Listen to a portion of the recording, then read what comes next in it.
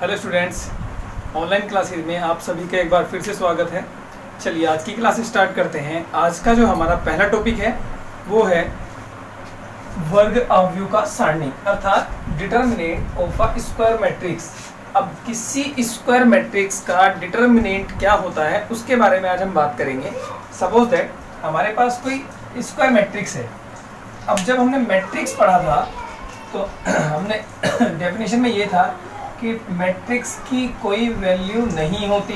आप लोगों को याद होगा, नहीं याद तो एक बार अपने नोट्स को देखिएगा या मैट्रिक्स वाली वीडियो में देखिएगा। सपोज दैट यहाँ पे आपका 1 2 3 4 ये कोई स्क्वायर मैट्रिक्स है, या बी यहाँ पर आपका कोई 1 2 3 1 4 8 7 2 9 ये आपका 3/3 का स्क्वायर मैट्रिक्स है। तो इनकी वैल्यू तो कुछ होती नहीं है, ये तो हमारा रिप्रेजेंटेशन होता है किसी डाटा को जिसको हम रो या कॉलम वाइज रिप्रेजेंट करते हैं। मैंने आपको बताया था कि मैट्रिक्स की कोई वैल्यू नहीं होती लेकिन डिटरमिनेंट की वैल्यू होती है। और अगर हम किसी स्क्वायर मैट्रिक्स को डिटरमिनेंट फॉर्म में कन्वर्ट कर लें, कहने का मतलब जैसे ये ए है आपका, ए आपका 2/2 का मैट्रिक्स है और बी आपका 3/3 का मैट्रिक्स है। तो डिटर्मिनेंट ऑफ ए को रिप्रेजेंट करेंगे आप ऐसे, ये आपका डिटर्मिनेंट ऑफ ए है, इसको लिखा भी जाएगा डिटर्मिनेंट ऑफ ए। और ये हो जाएगा आपका कितना 1 2 3 4। अब आप इसकी वैल्यू निकाल सकते हैं। देखिए ये डिटर्मिनेंट बन गया आपका, और डिटर्मिनेंट की वैल्यू आप जानती हैं कैसे निकालते हैं। पहले मेन डायगोनल की वैल्यू मल्टीप्लाई, तो कितना आएगा ये आपका, ये हो जाएगा 4 माइनस 3 दूनी 6 इक्वल्स टू कितना हो जाएगा आपका -2। ये आपकी जो वैल्यू आई ये आई किसकी, जो ये वैल्यू आई ये आई आपकी डिटर्मिनेंट ऑफ ए की। कितनी वैल्यू -2, ये आपकी हुआ डिटर्मिनेंट ऑफ ए। 2/2 का मैट्रिक्स था, उसको पहले डिटर्मिनेंट में कन्वर्ट किया, मतलब उसका डिटर्मिनेंट बनाया और डिटर्मिनेंट की हमने वैल्यू निकाल ली। अभी आपका 3/3 का मैट्रिक्स है, तो इसको कैसे रिप्रेजेंट करेंगे, लिखा जाएगा ये है डिटर्मिनेंट बी, इसको पढ़ा भी डिटर्मिनेंट बी ही जाएगा और लिखा जाएगा डिटर्मिनेंट बी इक्वल्स टू, इसको कन्वर्ट कर दीजिए 1 2 3 1 4 8 7 2 9। ठीक है, अब इसकी वैल्यू निकालिएगा। वैल्यू निकालना हम लोग सीख चुके हैं। सबसे पहले इसको किसकी रेस्पेक्ट में, रो या कॉलम की रेस्पेक्ट में कर लीजिए। तो रो 1 की रेस्पेक्ट में एक्सपेंड करते हैं। रो 1 के सापेक्ष विस्तार करने पर, जब विद रेस्पेक्ट या एक्सपेंड विद रेस्पेक्ट टू रो, यहाँ पर लिख देता हूँ expand with respect to R1। तो डिटर्मिनेंट b की वैल्यू आ जाएगी आपकी, अब 1 की रेस्पेक्ट में देखिए, इसकी रेस्पेक्ट में खोलेंगे तो ये वाला रो जाएगा, ये वाला कॉलम जाएगा। तो 1 कितना आएगा 4 2 8 9, फिर माइनस का 1, फिर ये रो गया, ये वाला कॉलम गया 2 2 3 9 2 2 3 9 और प्लस का 7, ये वाला रो जाएगा, ये कॉलम जाएगा 2 4 3 8।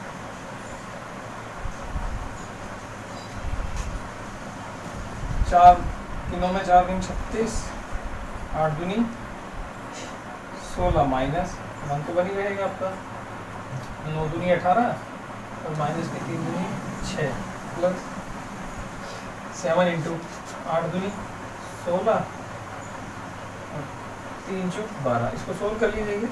जब सोल्व करेंगे तो 32 में से 16 जाएंगे, आपके कितने बचेंगे 4 6 16 दूनी 32 तो 16। यहाँ पे आपके 18 में 6 गए 12, लेकिन बाहर माइनस तो माइनस के 12 और 16 में से 12 गए 4 और 4 की बाहर 7 में मल्टीप्लाई करेंगे 7 चौक 28 प्लस के 18, कितने हो गए 4 यहाँ बचे और ये हो गया आपका 32। तो ये जो वैल्यू आई आपकी, ये वैल्यू आई आपकी डिटर्मिनेंट बी की, डिटर्मिनेंट ऑफ बी। ठीक है, अब ये वैल्यू हम निकालते क्यों हैं भाई, किसी कोई गिवन मैट्रिक्स है उसका आप डिटर्मिनेंट बना रहे हैं, क्यों बना रहे हैं, इसका भी रीजन है। अभी जब आगे नेक्स्ट कॉन्सेप्ट आएगा, आपको कोई मैट्रिक्स मिलेगा स्क्वायर मैट्रिक्स, उसका हमें इन्वर्स निकालना है। तो वहाँ पे एक फॉर्मूला होता है, जब हम ए इन्वर्स निकालेंगे, मान लिया कोई ए एक स्क्वायर मैट्रिक्स है, तो ए इन्वर्स निकालने का जो कॉन्सेप्ट होता है वो होता है 1 determinant A into adjoint A. तो ये आपका डिटर्मिनेंट है, ठीक है। तो ये डिटर्मिनेंट हमें इसलिए निकालना सीखना है। इस फॉर्मूले के बारे में बाद में बात करूंगा, मैंने अभी आपको केवल ये बताया कि इसका यूज कहाँ करेंगे। अभी एक दो स्टेप बाद ये वाला फॉर्मूला आएगा, वहाँ पे डिस्कस करेंगे अच्छे से। अभी तो मैंने आपको अभी केवल ये कंसीडर करते हैं कि भाई मतलब स्क्वायर मैट्रिक्स का हम डिटर्मिनेंट निकाल क्यों रहे हैं। तो आगे चल के हमें ये वाला फॉर्मूले में ये जो ए इनवर्स बराबर 1 determinant A into adjoint A, अभी एडजॉइंट ए भी सीखना है, डिटर्मिनेंट ए हमने यहाँ पर सीख लिया कि क्वेश्चन भी इंपॉर्टेंट रहेगा और एग्जाम में हर साल आता है, कभी भी वहाँ से क्वेश्चन भी नहीं छूटता है। तो फिलहाल इस टॉपिक में क्या है, ये जो कॉन्सेप्ट है वर्ग आव्यूह का सारणिक या डिटर्मिनेंट ऑफ स्क्वायर मैट्रिक्स, ठीक है। अब नेक्स्ट टॉपिक देखते हैं। अब बात करते हैं सिंगुलर मैट्रिक्स की। सिंगुलर अर्थात अव्युत्क्रमणीय आव्यूह। अब ये सिंगुलर मैट्रिक्स होता क्या है भाई, आपके पास कोई स्क्वायर मैट्रिक्स है, सपोज दैट आपके पास एक स्क्वायर मैट्रिक्स है A = 2 3 और 2 3 का, ये ऐसे कर लीजिए, इसको 1 3 2 6, ये हमारे पास एक स्क्वायर मैट्रिक्स है 2/2 का। अगर मैं इसका डिटर्मिनेंट निकालूं, तो डिटर्मिनेंट अभी हमने सीखा था निकालना, तो डिटर्मिनेंट ऑफ ए, या आप इसको ऐसे रिप्रेजेंट करेंगे, डिटर्मिनेंट ऑफ ए बराबर कितना आएगा 6 और 3 दूनी 6 इक्वल टू कितना आ गया 0। कहने का मतलब अगर किसी स्क्वायर मैट्रिक्स के डिटर्मिनेंट की वैल्यू 0 आ जाए, आपके पास कोई स्क्वायर मैट्रिक्स है, उसका आपने डिटर्मिनेंट निकाला और उस मैट्रिक्स के डिटर्मिनेंट की वैल्यू 0 आ जाए, तो उस मैट्रिक्स को हम सिंगुलर मैट्रिक्स या अव्युत्क्रमणीय आव्यूह कहेंगे। अब इसका यूज होगा क्या, जब हम ए इनवर्स निकालते हैं तो वहां पर सबसे पहले उस मैट्रिक्स का हम ये चेक करते हैं कि वो सिंगुलर मैट्रिक्स है या नहीं। अगर सिंगुलर नहीं है तो क्या होगा, और अगर सिंगुलर है देन क्या होगा। अब एक तो है हमारा सिंगुलर मैट्रिक्स, अब इसी के पैरेलल दूसरा होता है हमारा नॉन सिंगुलर मैट्रिक्स। दूसरा टॉपिक है वो है आपका व्युत्क्रमणीय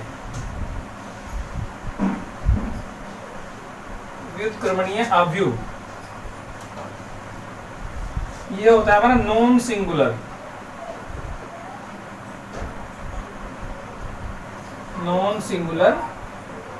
मैट्रिक्स। ये क्या होगा, ये आपके सिंगुलर का उल्टा रहेगा। कहने का मतलब मान लिया कि आपके पास बी कोई स्क्वायर मैट्रिक्स है 4 2 1 3, ठीक है। आप इसका डिटर्मिनेंट निकालिए, तो बी का डिटर्मिनेंट या